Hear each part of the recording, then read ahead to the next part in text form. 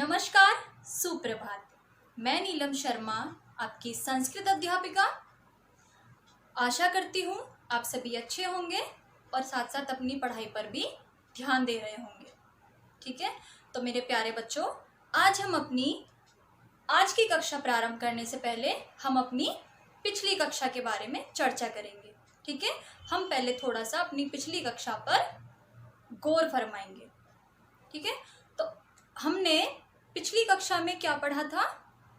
हमने पढ़ा था अपनी पुस्तक का पाठ 3, जिसका नाम क्या था? क्या नाम था उसका? बुद्धिरस्य बलम तस्य, है ना? यही नाम था उसका। उसका अर्थ क्या था?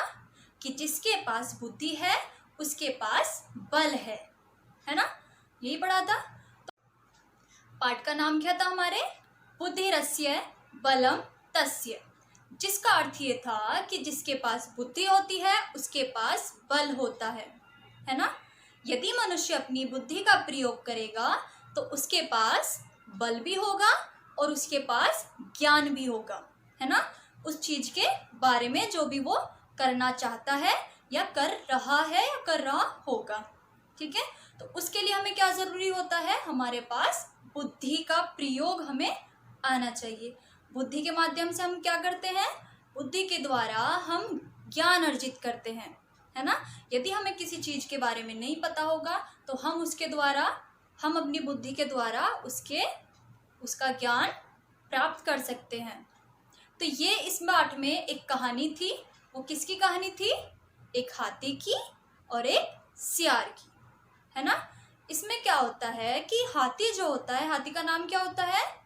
उस हाथी का नाम होता है कर्पूर तिलक, है ना? तो इसमें कुछ सियार होते हैं, जैसे कि हमने आपको पहले पढ़ाया था कि इसमें कुछ सियार होते हैं जो जो अपनी बुद्धि का प्रयोग करके हाथी को ठग लेते हैं, है ना? हाथी को ठग लेते हैं। क्यों?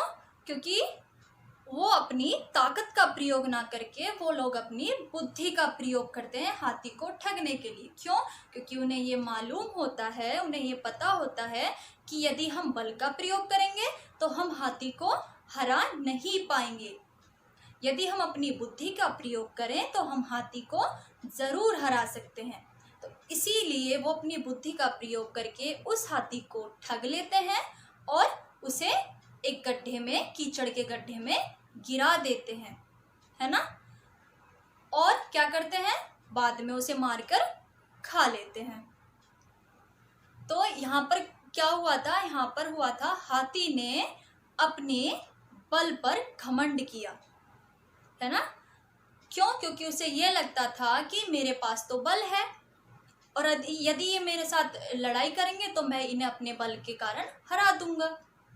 यही हुआ था ना? लेकिन सियारों ने क्या किया? सियारों ने वहां पर अपनी बुद्धि का प्रयोग किया और उसे ठग लिया और हाथी भी उनके शिकार में आ गया। तो हमें इस पाठ से क्या शिक्षा मिली थी? हमें इस पाठ से यह शिक्षा मिली थी कि हमें अपने बल के साथ साथ अपनी बुद्धि का भी प्रयोग करना चाहिए। हमें उस चीज का आलस नहीं करना चाहिए कि ठीक है, ये तो हमसे कमजोर है और हम इनसे ताकतवर है तो हम तो इन्हें ऐसे ही हरा देंगे। नहीं, किसी को भी अपने से हमें कम नहीं समझना चाहिए, चाहे वो बुद्धि के द्वारा हो या वो शारीरिक बल के द्वारा हो। ठीक है, तो इस बात से हमें यही शिक्षा मिली थी कि जिसके पास बुद्धि होगी उसके पास बल भी होगा, है ना? तो आइए अब हम अपनी कक्षा प्रारंभ करते हैं। ठीक है, आज की हमारी कक्षा है कारक। कारक जो हमने आपको पिछली कक्षा में भी पढ़ाए थे। तो ये है आपके कारक। आज हमारी कक्षा किसके लिए है? कारक प्रकरणों के लिए। ठीक है, तो कारकों को पढ़ाने से पहले हम ये जानेंगे कि कारक होते क्या हैं। ठीक है, आपको यहाँ पर दिख रहा होगा, मैंने यहाँ पर आपके लिए कारकों के भेद वो भी लिखे हुए हैं और साथ ही साथ कारक की परिभाषा भी लिखी है। ठीक है, तो आपको पता ही है कि हम कारक अपनी पिछली कक्षा में भी पढ़ चुके हैं, है ना? अब कारक हम एक बार फिर पढ़ेंगे। तो सबसे पहले हम जानते हैं कारक कहते किसे हैं। ठीक है, आप मेरे साथ साथ पढ़ेंगे। संज्ञा सर्वनाम शब्द की वह अवस्था जिसके द्वारा वाक्य में उसका क्रिया के साथ संबंध प्रकट होता है, उसे क्या कहते हैं हम? कारक। ठीक है, कारक कहते हैं। यानी कि संज्ञा सर्वनाम शब्द की वह अवस्था, ठीक है, किसकी अवस्था? कौन से शब्दों की अवस्था? संज्ञा और सर्वनाम के शब्दों की वह अवस्था, यानी कि वह क्रिया जिसके द्वारा वाक्य में उसका, किसका? संज्ञा और सर्वनाम के शब्दों की क्रिया के साथ संबंध प्रकट होता है। ठीक है, अगर मैं आपको दूसरी भाषा में समझाऊं तो क्रिया का सीधा संबंध कारक के साथ होता है, उसे हम कारक कहते हैं। एक बार फिर देखेंगे आप। संज्ञा सर्वनाम शब्द की वह अवस्था जिसके द्वारा वाक्य में उसका क्रिया के साथ संबंध प्रकट होता है। ठीक है, उसे हम कारक कहते हैं। यानी कि क्रिया के साथ संबंध प्रकट होता है, क्रिया के साथ उसका संबंध प्रकट होता है, उसे हम कारक कहते हैं। ठीक है, ये तो हमने जान लिया कि कारक किसे कहते हैं। अब मैं आपको एक उदाहरण के माध्यम से और अच्छे से आपको कारक की परिभाषा बताऊंगी, कारक का अर्थ बताऊंगी, जिससे आपको और भी अच्छे से ये समझ में आ जाए। उससे पहले हम देख लेते हैं, हमारे कारक की परिभाषा हम पढ़ चुके हैं। अब देखते हैं हम कारक के भेद। तो कारक के भेद संस्कृत में हमने क्या पढ़ा था पिछली कक्षा में? कक्षा 6 में हमने ये पढ़ा था कि संस्कृत में केवल 6 कारक होते हैं। ठीक है, तो पहले हम कारक के भेद देख लेते हैं। कर्ता, कर्म, कर्ण, संप्रदान, अपादान, संबंध, अधिकरण और संबोधन। ठीक है, ये है हमारे कारक के प्रकार। अब मैं आपको एक दूसरे उदाहरण के साथ बहुत ही अच्छे से कारक समझाऊंगी और आप ध्यान से देखेंगे और सुनेंगे। ठीक है, तो वो उदाहरण हमारा इस प्रकार है। Donald Trump. आप सभी जानते हैं कौन है डोनाल्ड ट्रंप? डोनाल्ड ट्रंप बाग में पेड़ से, किससे? पेड़ से डंडे से नरेंद्र मोदी जी के लिए फल तोड़ता है ना। तो यहाँ पर अब बात आती है हमारी तोड़ने की। तो वो तोड़ने की क्या कर रहे हैं? क्रिया कर रहे हैं। क्या कर रहे हैं? वो तोड़ने की क्रिया कर रहे हैं। क्या तोड़ रहे हैं? वो फल तोड़ रहे हैं। किसके लिए? मोदी जी के लिए। ठीक है, तो जब हमारा इस वाक्य में तोड़ना क्रिया आ गया है, तो अब हम क्या समझेंगे कि जिन शब्दों का सीधा संबंध हमारी क्रिया के साथ होता है उसे हम कारक कहते हैं। समझ में आया? अब मैंने आपको बताया था कि संस्कृत में कारक के केवल 6 भेद होते हैं। ठीक है, वो कौन कौन से होते हैं? कर्ता, कर्म, कर्ण, संप्रदान, अपादान और अधिकरण, है ना। तो हमने जब यहाँ एक उदाहरण लिखा है, अब उदाहरण के माध्यम से ही अब हम जानेंगे कि कर्ता क्या होता है, कर्म क्या होता है, कर्ण क्या होता है, संप्रदान क्या होता है और अपादान क्या होता है और अधिकरण क्या होता है। ठीक है, तो कर्ता यहाँ पर हमारा कौन है? डोनाल्ड। कर्ता कौन है? डोनाल्ड। ठीक है, कर्म क्या है? फल।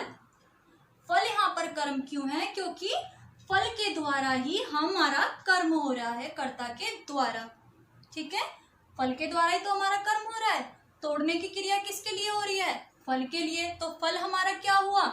हमारा कर्म हुआ। उसके बाद है हमारा कर्ण। कर्ण से हाँ मतलब है हमारा डंडा, यानी कि जो डंडा है वो हमारा कर्ण है। फल तोड़ने के लिए हम किसका उपयोग कर रहे हैं? फल तोड़ने के लिए हम डंडे का प्रयोग कर रहे हैं।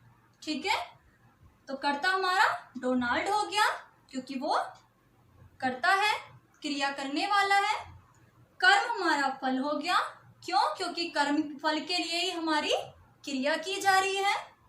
कर्ण हमारा साधन हो गया कि क्यों? क्योंकि डंडे के द्वारा ही हमारा कर्म पूर्ण हो रहा है। ठीक है, उसके बाद आते हैं संप्रदान पर। संप्रदान हमारे मोदी जी हैं। क्यों है मोदी जी? क्योंकि यहाँ पर जो डोनाल्ड हैं वो किसके लिए कर रहे हैं? मोदी जी को फल देने के लिए। लिखा है ना, नरेंद्र मोदी जी के लिए फल तोड़ता है।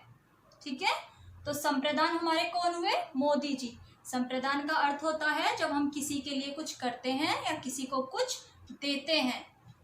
उसके बाद है हमारा अपादान। अपादान कौन है? पेड़। अपादान का अर्थ होता है अलग होने में। जब हम फल तोड़ रहे हैं तो फल को हम किससे अलग कर रहे हैं? हम पेड़ से अलग कर रहे हैं। ठीक है, तो ये हमारा क्या हुआ? अपादान। उसके बाद हम देखते हैं अधिकरण। अधिकरण आधार। आधार क्या है हमारा? बाग, क्योंकि बाग में ही फल लगे हुए हैं और बाग में ही सब कुछ आधार हो रहा है। जब बाग है हमारा तभी तो हमारे फल है और तभी हमारा जो है वो अधिकरण हो रहा है। ठीक है, तो एक बार फिर से समझेंगे आप लोग। डोनाल्ड ट्रंप बाग में पेड़ से डंडे से नरेंद्र मोदी जी के लिए फल तोड़ता है। ठीक है, तो तोड़ता है हमारी क्या हो गई? क्रिया हो गई। तोड़ने की हमारी क्रिया हो रही है। कर्ता हमारे कौन है? डोनाल्ड। कर्म हमारा किसके द्वारा हो रहा है? फल के द्वारा। कर्ण क्या हो रहा है? डंडे से, है ना। जो हमारा कर्म हो रहा है वो किसके द्वारा हो रहा है? वो डंडे के द्वारा हो रहा है। इसमें हमें डंडे का साधन प्रयोग किया है। संप्रदान किसके लिए किया गया है? मोदी जी के लिए। अपादान किससे अलग किया जा रहा है? पेड़ से। अधिकरण किसके आधार पर किया जा रहा है? बाग के आधार पर। ठीक है, तो ये था हमारा संस्कृत में 6 कारक और हमारा एक छोटा सा उदाहरण जिसके द्वारा आप कारकों को और अच्छे से समझ पाए। ठीक है, अब हम देखेंगे कारक के चिन्ह।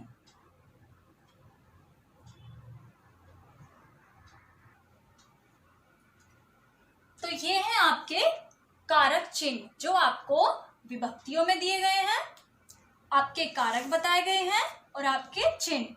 तो हम पहले विभक्तियां जानेंगे। शब्दों के रूप जब हम शब्दों के रूपों का प्रयोग करते हैं तब हम विभक्ति के द्वारा ही करते हैं। ठीक है, तो हमारी कितनी विभक्ति होती है? हमारी 8 विभक्ति होती है। कौन कौन सी? प्रथमा, द्वितीय, तृतीय, चतुर्थी, पंचमी, षष्ठी, सप्तमी और संबोधन की। ठीक है, उसके बाद मैंने आपको कारक पढ़ाए हैं। कर्ता, कर्म, कर्ण, संप्रदान, अपादान, संबंध, अधिकरण, संबोधन।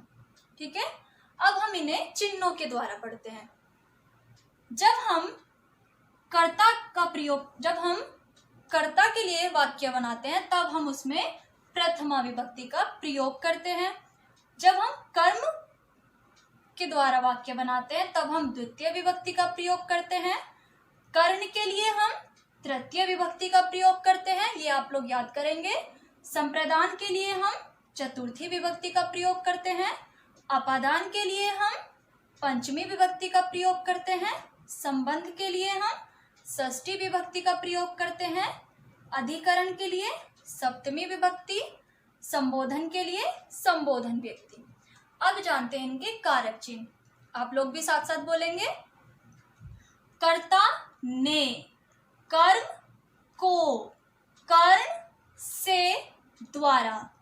संप्रदान के लिए, अपादान से अलग होने में। संबंध का, के, की, रा, रे, री।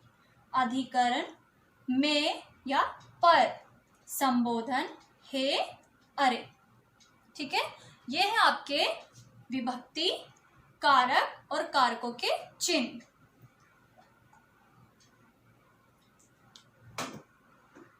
अब हम आपकी पुस्तक के माध्यम से कारकों को पढ़ते हैं।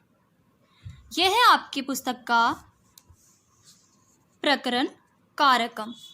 ठीक है, इसमें आपको क्या दे रखा है, क्रियायाः प्रत्यक्ष संबंध कारकम भवति, क्रिया का प्रत्यक्ष संबंध कारक से होता है। ठीक है, मैंने आपको बताया था।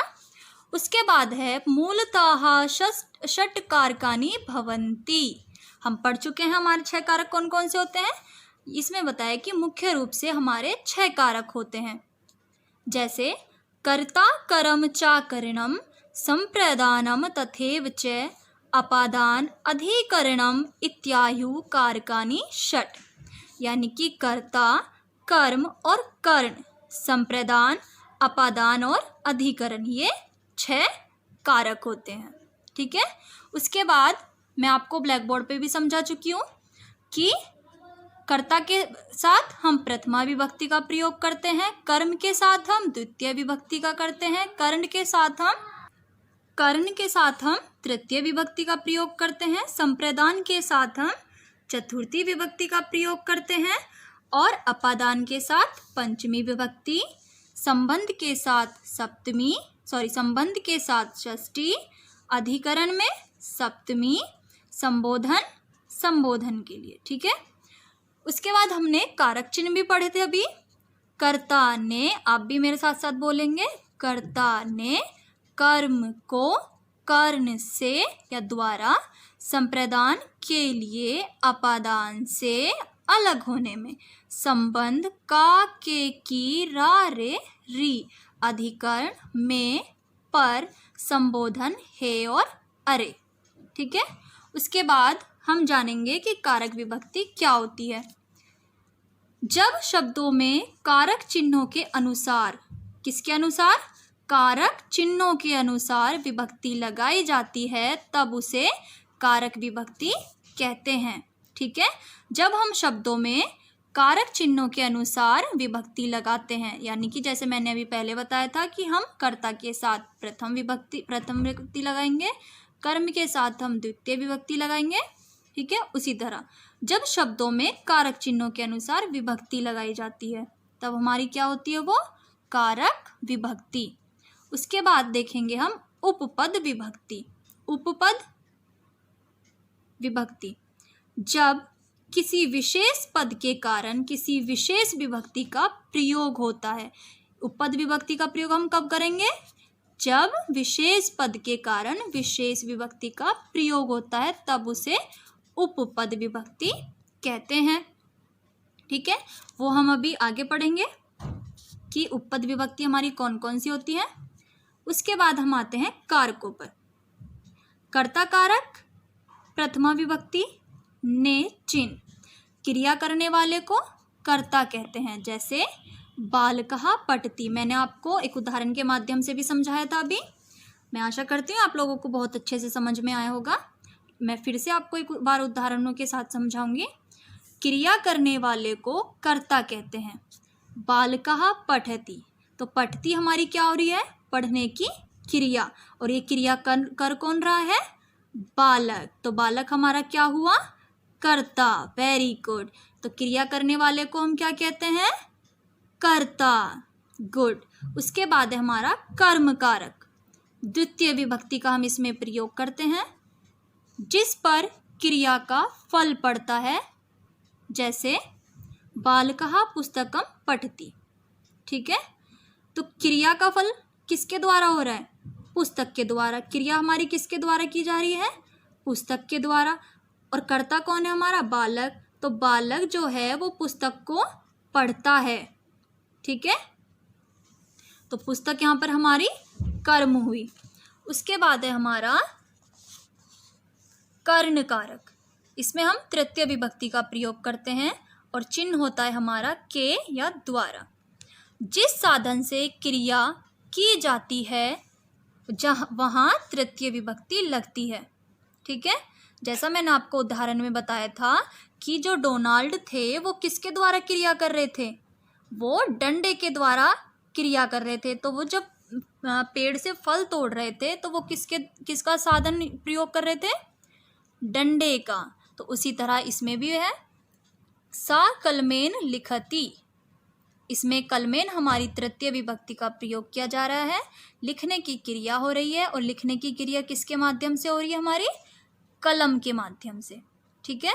उसके बाद है आपका संप्रदान कारक, चतुर्थी विभक्ति के लिए प्रयोग होता है ये। संप्रदान, जिसके लिए कोई कार्य किया जाए या कोई वस्तु दी जाए, वहाँ संप्रदान कारक होता कहलाता है। जैसे मैं एक बार फिर हम उदाहरण पे आएंगे। जब हम जो डोनाल्ड थे वो किसके लिए कर रहे थे, किसके लिए फल तोड़ रहे थे? वो तोड़ रहे थे मोदी जी के लिए फल। ठीक है।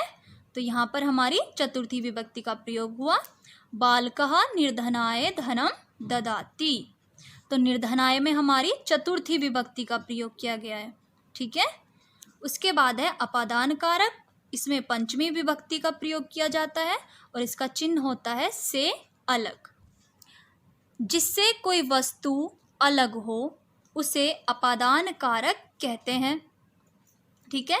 तथा पंचमी विभक्ति लगती है, जैसे वृक्षात पत्राणि पतन्ति, यानी कि वृक्ष से पत्ते टूट रहे हैं, है ना। तो किससे अलग हो रहे हैं पत्ते? वृक्ष से। तो वृक्ष हमारा क्या हुआ? अपादान। और अपादान में हमारी कौन सी विभक्ति का प्रयोग हुआ? पंचमी विभक्ति का।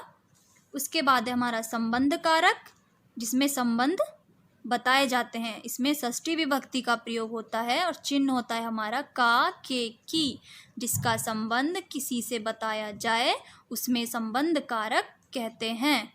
वहाँ षष्ठी विभक्ति का प्रयोग होता है। जैसे सा रामस्य भ्रातः अस्ति, वह राम का भाई है।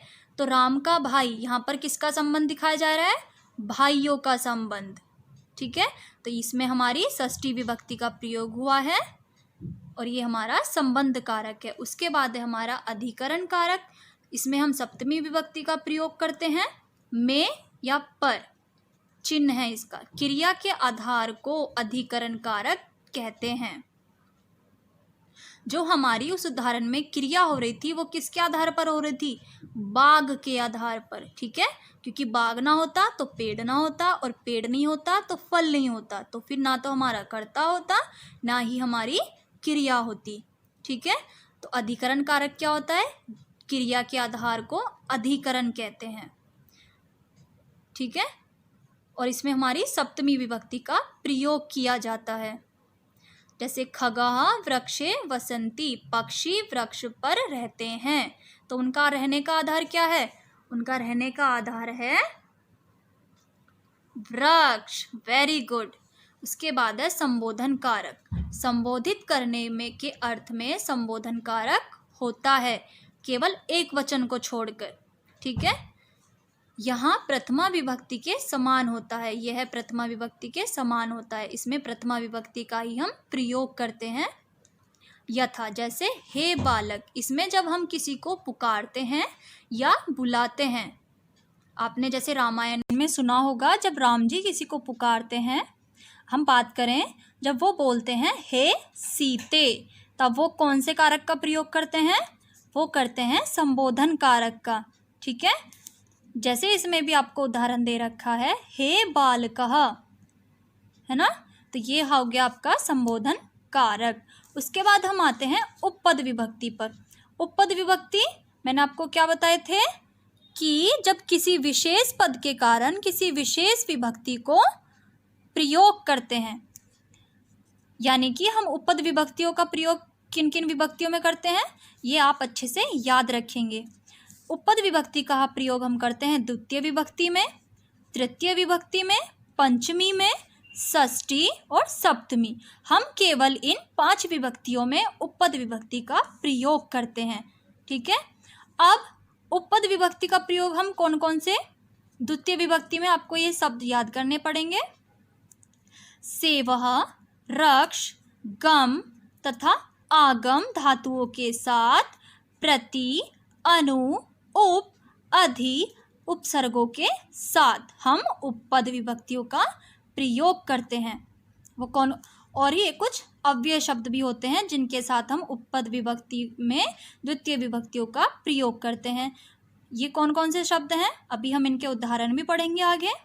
विना, परितः, उभयता धिकः सम्या निक्ष प्रति अव्यय के साथ। ठीक है, उसके बाद है तृतीय विभक्ति के उपपद दा, रुच, स्प्रह, क्रुद्ध, स्वाहा आदि धातुओं के साथ। पंचमी विभक्ति के उपपद कौन से हैं? भय, पृथक, उपेक्षा, दूर, रीते, बही, आरभ्य, प्रमाद, जिसमें रक्षा की जाए, उसमें पंचमी विभक्ति लगती है। ठीक है, कब? जब केवल ये उपपद होंगे तब हमारी पंचमी विभक्ति लगेगी। उसके बाद है षष्ठी विभक्ति सदृश, हेतु, स्मृ, दूर, समीप, अंतरे तथा निर्धारण में षष्ठी विभक्ति लगती है। सप्तमी विभक्ति कब लगती है? अनुराग, स्नेह, दूर, अंतिके, प्रवीण, चतुर, निपुण में सप्तमी विभक्ति लगती है। अब हम इनके उदाहरण पढ़ते हैं। कैसे? द्वितीय विभक्ति में उपपद विद्यालयम परितः वृक्षः सन्ति, तो विद्यालयम में हमारी द्वितीय विभक्ति लगी है और परितः हमारा क्या है? उपपद। ठीक है, तृतीय विभक्ति अहम रामेण सह विद्यालयम गच्छामि। ठीक है, तो रामेण में हमारी द्वितीय विभक्ति लगी है ना, और सह हमारा क्या है? उपपद। चतुर्थी विभक्ति गुरुवे नमः अगन्य स्वाहा, अगन्य में हमारी चतुर्थी विभक्ति लगी है और स्वाहा हमारा क्या है? उपपद। पंचमी विभक्ति सा ग्राहात बहि क्रीडन्ति, ग्राहात में हमारी पंचमी विभक्ति लगी है। क्यों? क्योंकि बहि हमारा उपपद है। षष्ठी विभक्ति वृक्षस्य उपरि वानराः कूर्दन्ति, वृक्षस्य में हमारी षष्ठी विभक्ति लगी है। क्यों? क्योंकि उपरि हमारा उपपद है। सप्तमी विभक्ति माता पुत्रे स्नेहति, स्नेहति हमने कहाँ पढ़ा था? हमारे ये स्नेहति हमारा उपपद है, इसलिए इसमें सप्तमी विभक्ति का प्रयोग हुआ है। तो ये तो था आपकी बुक का प्रकरण जिसका नाम है कारकम। ठीक है, अब ये पूर्ण हो चुका है। आप इसके प्रकार और इसकी विभक्ति अपनी नोटबुक में करेंगे, लेकिन आप अपना होमवर्क अब जो आपके स्कूल का ऐप है उस पर नहीं भेजेंगे। ठीक है, उसके लिए अब हम आपको एक डेट बताएंगे, तभी आप अपनी जो होमवर्क है वो उस पर भेजेंगे।